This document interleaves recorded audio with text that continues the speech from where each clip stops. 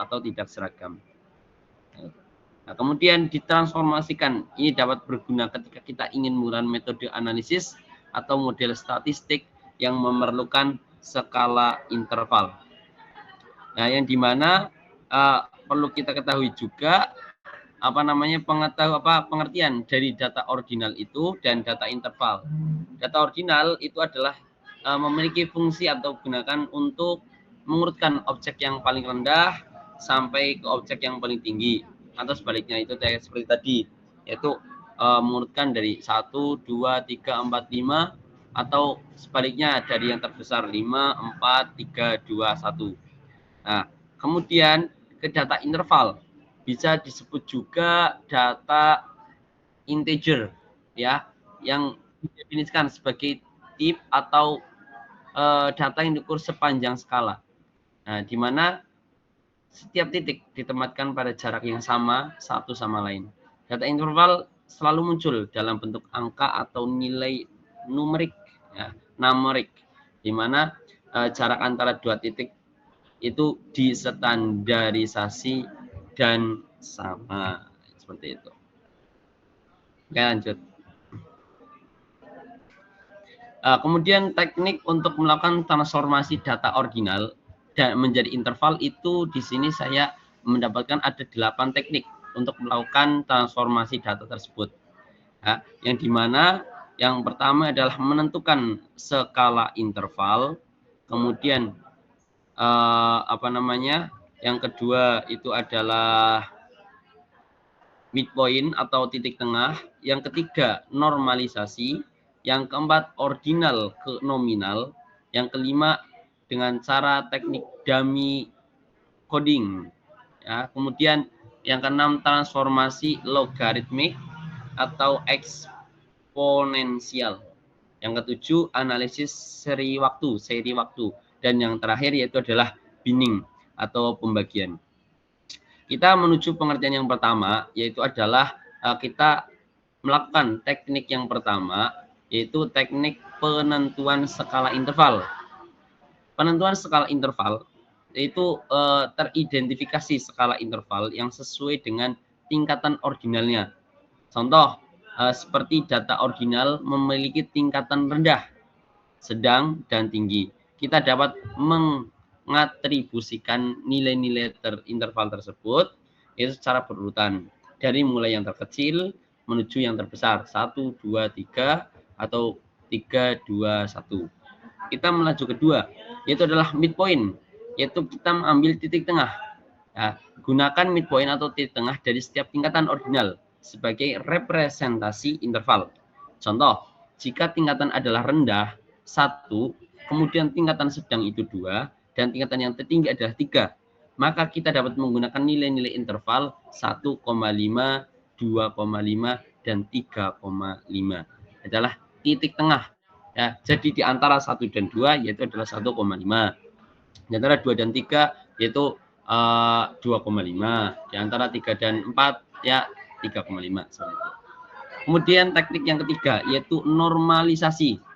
Nah, di mana normalisasi itu dapat digunakan untuk mentransformasi data ke dalam rentang tertentu seperti 0 hingga 1. Salah satu metode normalisasi yang umum adalah minimal dan maksimal scaling, di mana nilai-nilai ordinal dinormalisasi ke dalam rentang antara 0 dan 1. Seperti itu. Dan teknik nomor 4 yaitu adalah ordinal ke nominal. Nah, di sini yaitu adalah informasi urutan tidak terlalu penting dan hanya kategori yang relevan saja. Kita dapat mengubah data ordinal menjadi data nominal. Ya, ini dilakukan dengan menganggap setiap tingkatan sebagai kategori yang berdiri sendiri tanpa urutan tertentu. Yaitu ordinal ke nominal. Kemudian lanjut ke Mas Suryan. Yang kelima itulah dummy coding, ya, dummy coding. Bacanya ekuivalenian. Terus itu apa? Jika transformasi ke skala interval itu diperlukan untuk keperluan analisis regresi atau model prediktif lainnya. Nah, kemudian teknik tersebut dapat digunakan setiap tingkatan ordinal ya diwakili oleh variabel dummy 0 atau 1, kemudian yang digunakan sebagai variabel prediktor dalam model. Nah, itu saya juga kurang paham itu. Terus nomor 6 yaitu transformasi logaritmik atau eksponensial. Nah, di sini beberapa situasi memungkinkan penggunaan transformasi logaritmik atau eksponensial tergantung pada distribusi data dan tujuan analisisnya. Tergantung pembagiannya ya, dan kemudian tujuan analisisnya itu untuk apa. Nah, kita menggunakan transformasi logaritmik atau logaritma mungkin atau eksponensial. Kemudian teknik yang ketujuh yaitu adalah analisis seri waktu. Nah, jika data ordinal terkait dengan waktu, ya, seperti bulan atau tahun, mungkin hari, ya, itu kita dapat menggunakan nilai waktu sebagai skala intervalnya. Nah, pengukuran pada bulan ini ada peningkatan, bulan ini peningkatan lagi, Juli meningkat, Agustus meningkat, September menurun, Oktober menurun, November naik lagi, Desember sampai puncaknya. Itu yang menjadi skalanya. Mungkin seperti itu. Terus yang ke-8 atau yang terakhir itu adalah teknik binning atau pembagian.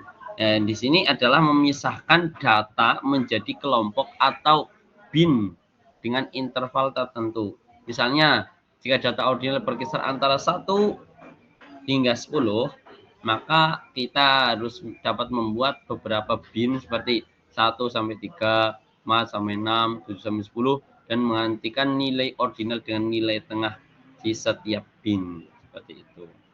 Nah, yang terakhir itu perlu kita garis bawahi juga ketika memilih teknik transformasi yang sesuai itu dengan sifat data dan tujuan analisis. Jadi kita menyesuaikan datanya itu seperti apa dan tujuan kita menganalisis itu apa. Maka kita memilih dari teknik-teknik transformasi 8 tersebut. Nah, tidak harus menggunakan semuanya seperti itu. Nah, kita boleh memilih di mana yang sesuai dengan tujuan kita menganalisis data dan kesesuaian data tersebut. Nah, kemudian setiap teknik itu memiliki kelebihan dan kelemahan tertentu dan pemilihan bergantung pada konteks spesifik dari tesis yang dihadapi. Nah, seperti itu. Mungkin hanya seperti itu yang dapat saya sampaikan. Nah, banyak kurangnya minta maaf. Nah, kita masih sama-sama belajar. Pasti banyak kurangnya. Ada yang sudah kita ketahui, ada yang belum kita ketahui. Ya, kita belajar bersama dan dengan secara hormat kami mohon penjelasan yang lebih detail dan lebih terperinci kepada Ibu dosen dan teman-teman sekalian yang lebih mengetahui. Ya, banyak kurangnya minta maaf. Saya Teguh Hadi Saputra. Ya, dan satu lagi syukron jazilan. Tapi ada apa enggak ini? Kami minta maaf yang sebesar-besarnya ketika banyak salahnya. Wabillahi taufik wal hidayah. Assalamualaikum warahmatullahi wabarakatuh. Monggo, silakan dilanjut. Pertanyaan boleh? Enggak ya, alhamdulillah. Monggo. Kita buka dulu pertanyaan. Kayaknya Mas Rizal masih mencari pertanyaan, monggo. Saya mau bertanya boleh satu.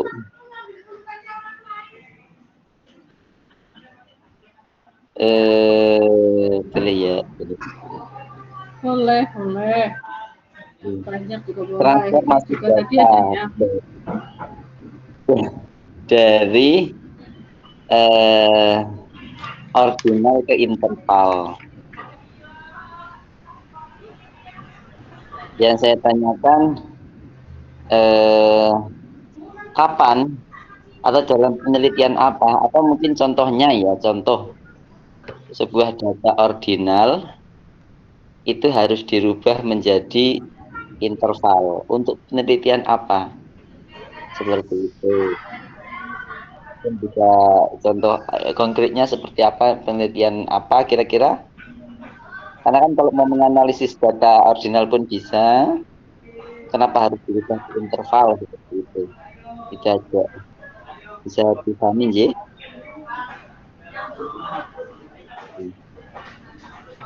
Enggak, lagi yang bertanya monggo.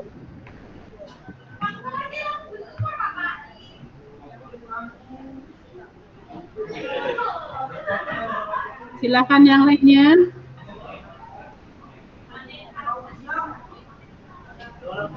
Hanya satu pertanyaannya. Jadi kan ada beberapa yang dijelaskan ya. Mbak Dina katanya.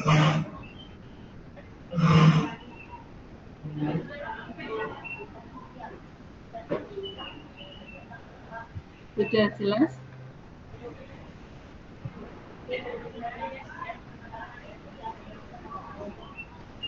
Belum, Bu. Jelas? Belum jelas.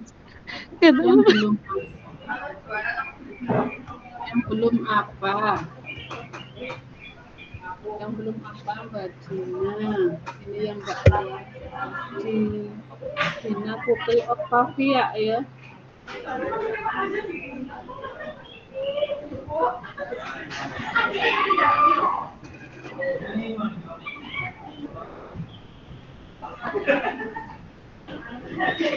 Ada ditanya.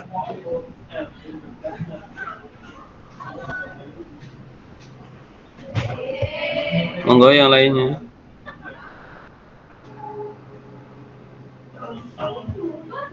Kalau nggak ada dijawab dulu. Kan Teguh.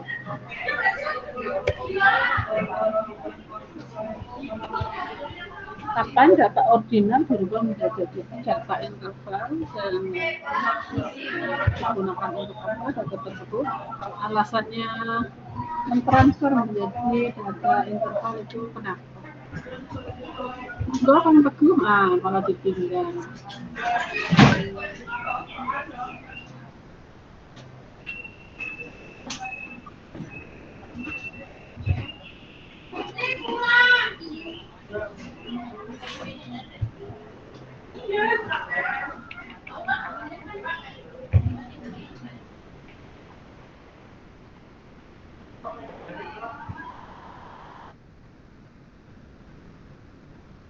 Silahkan dijawab. Jadi pertanyaan dari Ahmad Munsir. Ya, baik, Bu. Bismillahirrahmanirrahim, izin menjawab ya. Sengertinya saya saja. Minta maaf sebelumnya. Mungkin ya, dan gimana tadi saya sudah menjelaskan. Ketika memang kita itu memilih salah satu teknik dalam menyelesaikan analisis tersebut. Nah, yang dimana kita itu tadi sebuah data ordinal harus dirubah menjadi interval ya, itu ketika satu, ketidakseragaman jarak antar kategori ya. Kategori pada data ordinal tidak seragam dengan yang di interval, yaitu mencerminkan perbedaan sebanding ya. Masalah yang dihadapi untuk membantu mengatasinya itu yang pertama itu karena ketidakseragaman jarak antara kategori. Kemudian keperluan normalisasi, kemudian analisis seri waktu, yang satunya lagi itu peningkatan kekuatan model. Nah, di mana untuk mentransformasi data ordinal menjadi interval ya, itu kita harus ada pemahaman yang baik ya tentang sifat datanya, tujuan analisisnya, kemudian metode yang digunakan itu kita harus memahami dari data-datanya gitu. Nah, kapannya itu ketika memang data itu sudah jelas, bahwa data ini data apa namanya, data normalisasi, data analisis seri waktu. Nah, kita ya menggunakan yang seri waktu. Gitu. Terus kemudian apa lagi, yang satunya lagi, ketika memang itu menerangkan membahas yang tentang normalisasi, ya kita mulai normalisasi, kemudian menentukan setara interval, itu paling jelas. Ketika kita menentukan skala interval, maka itu kita menggunakan teknik tersebut atau melakukan transformasi ordinal tersebut. Gitu. Ketika memang adanya data yang memang perlu kita rubah, kayak gitu. Seperti itu.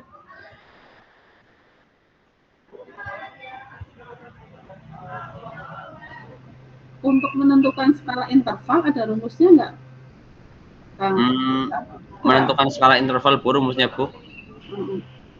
Tadi kan ada data ordinal nih, data ordinal terus dirubah menjadi data interval.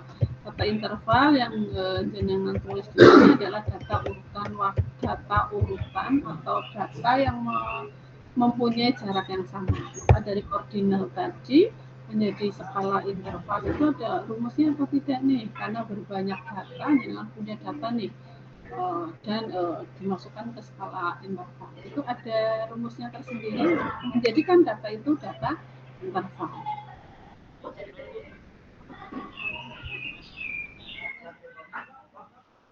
Gimana Bu? Kurang jelas, Bu? Suaranya kurang jelas.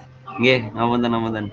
Kecil ya suaranya. Kalau sekarang kecil atau sudah agak jelas atau sangat jelas?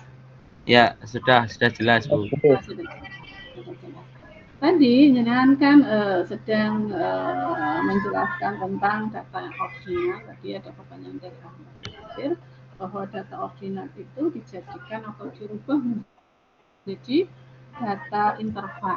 Untuk merubah data ordinal ke dalam data interval itu ada rumus tertentu atau tidak, atau sesuai keinginan, tidak ada standar, tidak ada rumus. Kalau ada standarnya atau ada rumusnya apa yang membuat tadi yang untuk bisa merubah dari data ordinal menjadi data interval.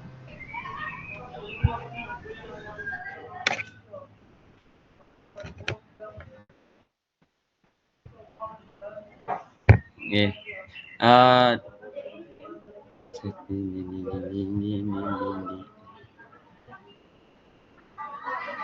Rumusnya di salah satunya itu ketika kita menentukan menentukan contoh kita yang satu ya Bu, itu yang normalisasi min max. Kita menentukan minimal dan maksimal.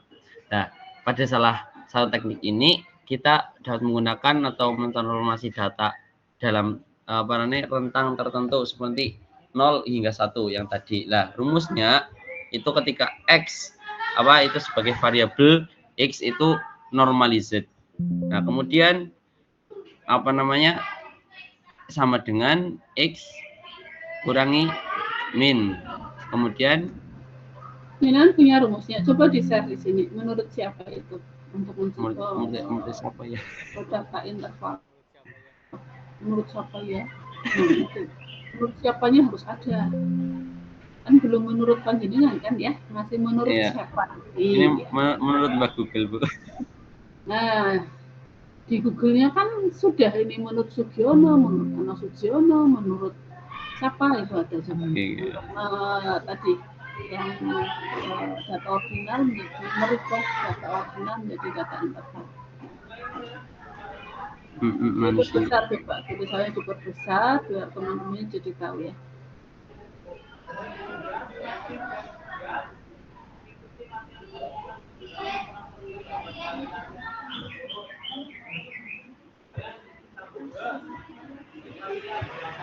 Atau jangan cari contoh nih, ada data itu data ordinal kita contohkan menjadi berapa nilai dari situ, ada banyak, ada 100 buah nilai contohnya. Itu adalah data ordinal dengan berubah menjadi data interval. Dicontohkan langsung malah lebih paham teman-teman. Gimana ya? Karena jenengan sesungguhnya sedang bercerita ini adalah bagaimana cara membuat data itu menjadi data kelompok, dari data tunggal, dari data tunggal, dirubah menjadi data kelompok. Sesungguhnya jenengan sedang bercerita itu. Nah, pada metode tadi ada interval, ada ordinal, ada nominal. Itu sesungguhnya sedang bercerita ini loh, dari data yang seperti ini kita ubah jadi data interval, maka akan menghasilkan seperti ini. Sesungguhnya dengan ke sana. Coba. Nah, itu kok saya pikir.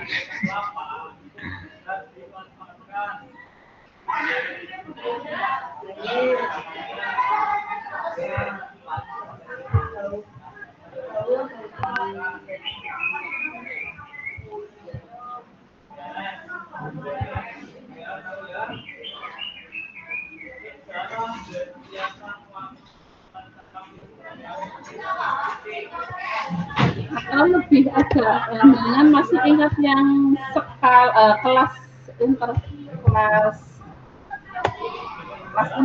ya, mencoba dari sana dengan masih ingat nggak yang skala atau kelas interval?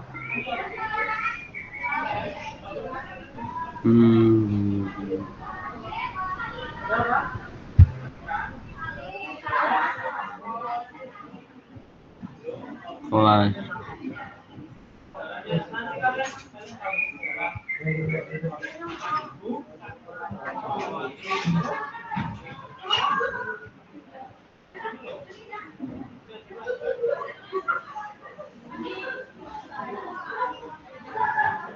Angka yang berada antara dua angka.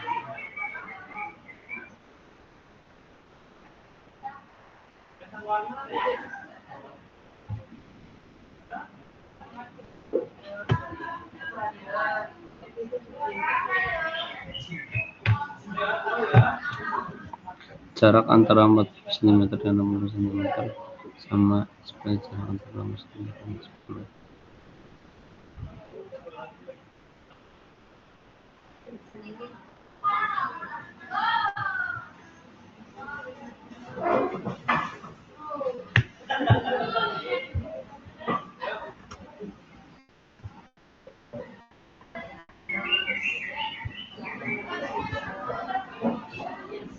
Ini Kang Tejo, pundi?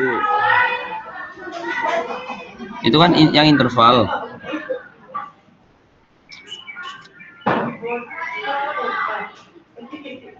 Oke, sekarang saya tanya, data ordinal itu apa?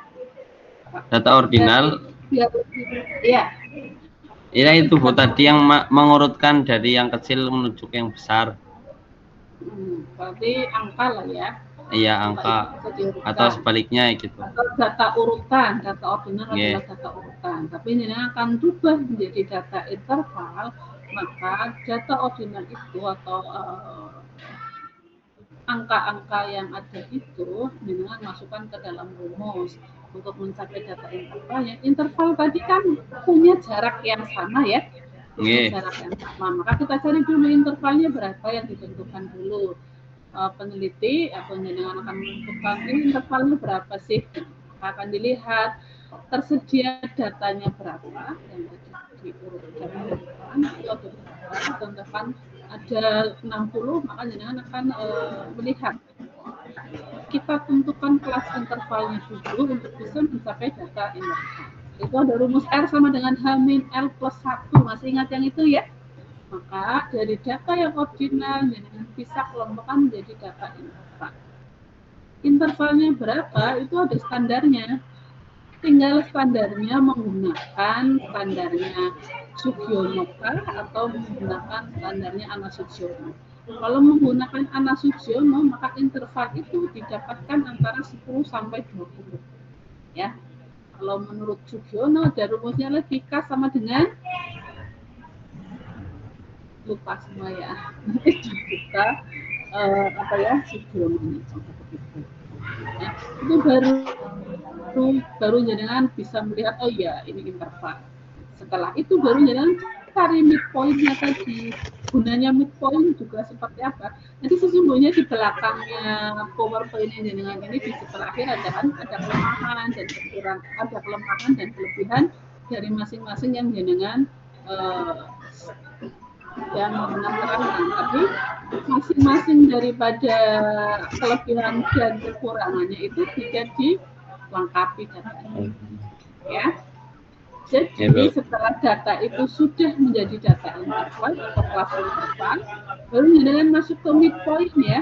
Midpoint adalah nilai tengah. Tadi disebutkan 2 dan 3, maka midpointnya adalah bilangan antara 2 dan 3. Berarti 2 ditambah 3 dibagi 2. Itu kalau intervalnya menemukan atau intervalnya ketemu bilangan genap. Ya, ketemu bilangan genap. Kalau ketemu bilangan gasal, maka akan berbeda lagi. Ini masih di tahap gunanya kalau ditanya itu interval, berarti ditanyakan saya ditanyakan Ahmad Mundir. Setelah data ordinal dimasukkan ke data interval, itu gunanya untuk apa? Masih data ordinal juga bisa diproses atau kita bisa memasukkan data ordinal itu ke rumus yang akan nanti menghasilkan apa yang maka harus dirubah ke dalam interval. Alasannya apa ini? Ya mungkin supaya menjadi lebih praktis gitu Bu, karena pada ordinal kan kita mengurutkan 1, 2, 3, 4. Nah itu kan lebih banyak. Ketika dalam interval itu kan kita tinggal berarti antara jarak urutan dari yang terkecil sampai terbesar, contoh 1 sampai 10, 1 sampai 10 kan 1, 2, 3, 4, 5. Kalau pada interval cuma 1 strip 10 kayak gitu, mungkin sampai kayak gitu ya Bu. Ya salah satunya betul kita lebih mengelompokkan ke data ya, mengelompokkan ke data untuk lebih proses yang proses ke penilaian itu lebih mudah. Ya.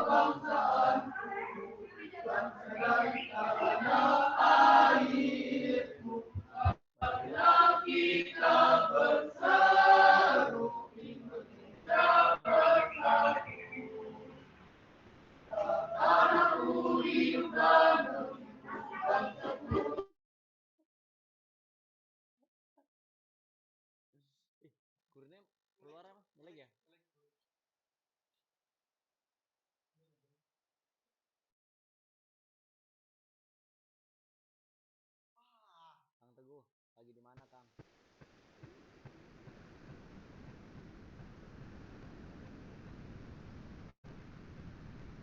Nah, internetnya jelek ya.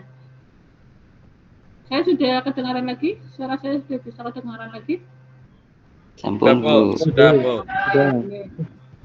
Ada pertanyaan lagi dari teman-teman, monggo. Terkait tadi ada ordinal, nominal, terus interval, midpoint, normalisasi, dan seterusnya. Saya bertanya dulu, ini Teguh Adi Saputra, ini dengan satu teman atau yang apa tadi?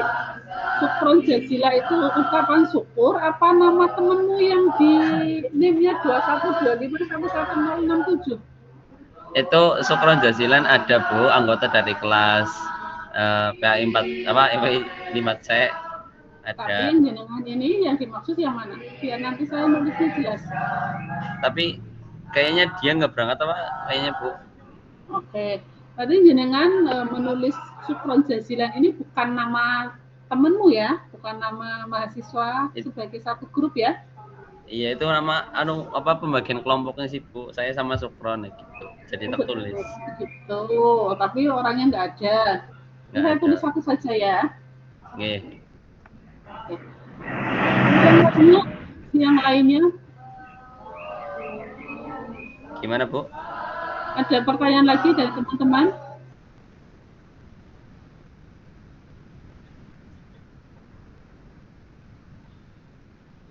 Nggak ada pertanyaan lagi.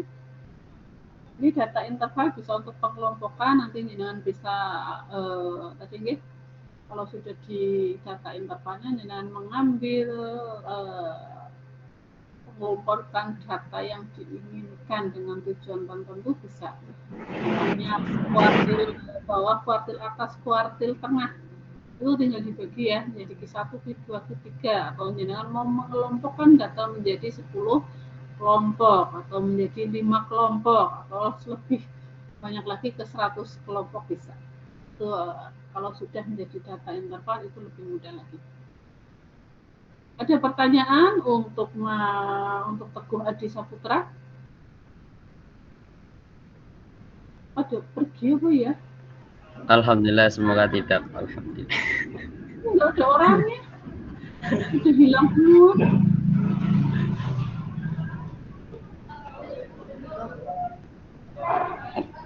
Ada yang oke, kalau tidak ada pertanyaan, itu tadi ada pertanyaan yang dijawab Agus. Mana Agus? Kang Agus, ya. Pergi juga ya. Saya tinggal sendiri nih, mau tinggal sendiri. Masih ada, Bu? Masih ada. Ji. Ayo satu pertanyaan ya, yang tadi dijawab Kang Agus. Mana Kang Agus?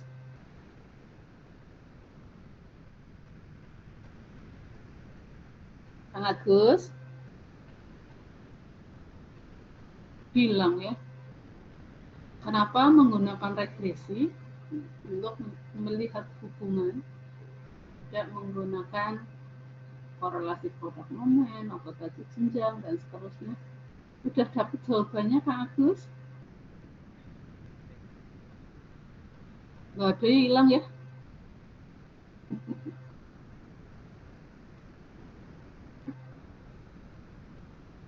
Ada yang mau presentasi lagi?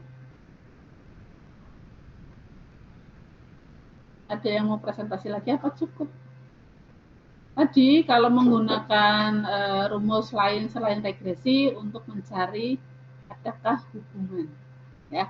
Tapi kalau regresi tadi melihat hubungannya seperti apa, karena sudah sampai pada peramalan untuk melihat hubungan itu beda, ya. Ya, ada yang mau presentasi lagi? Atau dua cukup? Dan ternyata daring juga mandang ditinggal-tinggal ya. Jadi kepenak loh daring ya kalau siap semuanya. Saya sih di kampus saja, dengan kan lebih enak di rumah. Tapi on cam pun males ya. Mau ditinggal tidur, Bu. Nah ini ternyata kan yang on cam itu 1, 2, 3, 4, 5. Sana kulo nggih. Ya kan. 1, 2, 3, 4, 5, 6. Capno juga 6 saja nih. Mas Rohin, Agus Triyono, Agus hilang, sudah. Rijal hilang kan. Terus Ahmad Mundir, kelasnya Nadia masih, Simon masih, Teguh Adi sana. Masih di mana? Ayo, ada yang mau presentasi nggak? Nggak ada? Oke, besok kita luring saja ya. Iya, Bu, insyaallah. Jadi ada Mas Rohin, ada Agusnya sudah hilang. Nah, terus ada Rijalnya. Rijal mana hilang? Ahmad Mundir ada, Nadia masih ada, Simon ada, Teguh ada. Nah, terus Muhammad, ini baru datang ya, Muhammad Burhanuddin. Tadi kemana?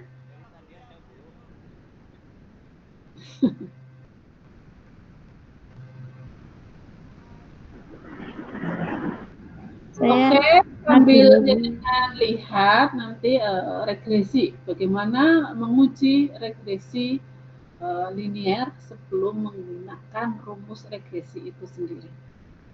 Dicari contohnya ya, boleh regresinya linier sederhana, atau regresi yang ganda. Dan kaitannya judul penelitiannya adalah penelitian pendidikan.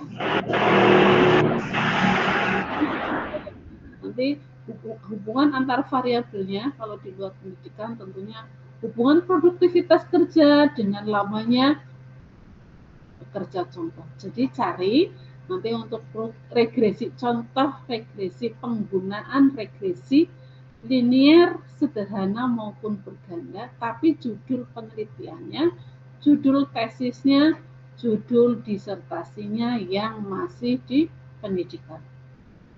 Gitu nggih. Untuk tambahan untuk pertemuan depan, selain yang mau presentasi. Yang presentasi disiapkan nggih. Ini hari ini yang masuk 1, 2, 3, 4, 5, 6. Yang lainnya berarti tidak masuk. Oke, terima kasih. Ada pertanyaan sampai di sini? Oke. Iya, karena jangan di bawah melamun ya.